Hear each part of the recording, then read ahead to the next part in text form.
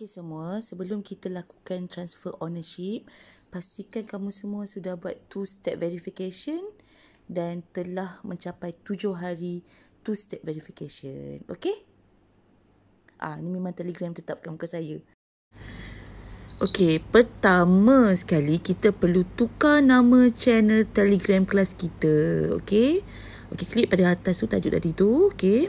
Lepas tu klik pada edit.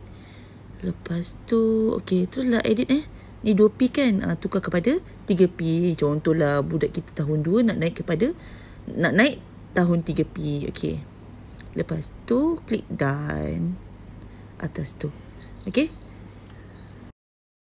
Okey, langkah yang kedua, kita kena tukar nama diskusi kelas juga. Okey. Okey, klik edit.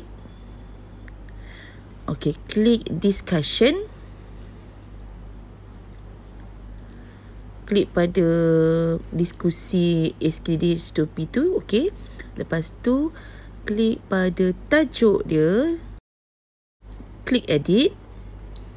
Lepas tu pergi dekat bahagian atas ni. Okey, kita edit je lah. 2P tukar kepada 3P sebab murid kita daripada tahun 2 naik ke tahun 3. Itu saja. Lepas tu klik done. Okey, untuk step seterusnya kita kena klik dekat back lah.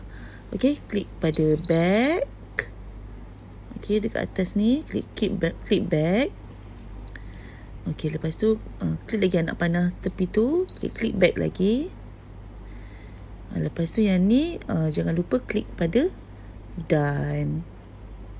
Sekarang ni saya akan ajar cara untuk pindah milik channel Telegram. Okey, klik pada admin. Okey, administrators tadi tu. Okey, lepas tu klik pada orang yang kita nak serahkan channel tu. Okey, klik. Okey, ini semua kena hijaukan dia. Okey, yang merah-merah ni semua kena jadikan dia hijau. Okey, klik bagi dia hijau. Okey, sekarang ni dah keluar kan transfer channel ownership. Okey, klik transfer channel ownership. Okey, change owner. Lepas tu kita letaklah kita punya password.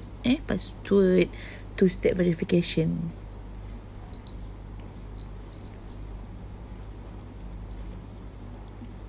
Okey, lepas tu transfer lah. Klik transfer tadi tu. Okey, sekarang adalah langkah yang terakhir. Saya akan ajar cara untuk pindah milik diskusi Telegram ataupun transfer ownership discussion. Okey, macam biasa klik pada tajuk. Okey, klik pada discuss. Sekarang ni klik pada tajuk balik. Klik edit. Klik administrators. Lepas tu kita add admin yang kita nak transfer owner tu. Saya nak add Mumtazah. Okey.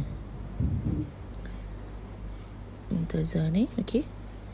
Lepas tu saya pun klik ni. Okey. Hijaukan dia semua sekali.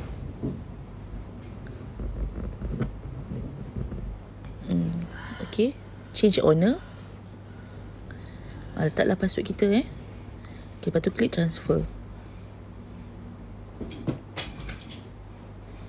Okey, itu saja.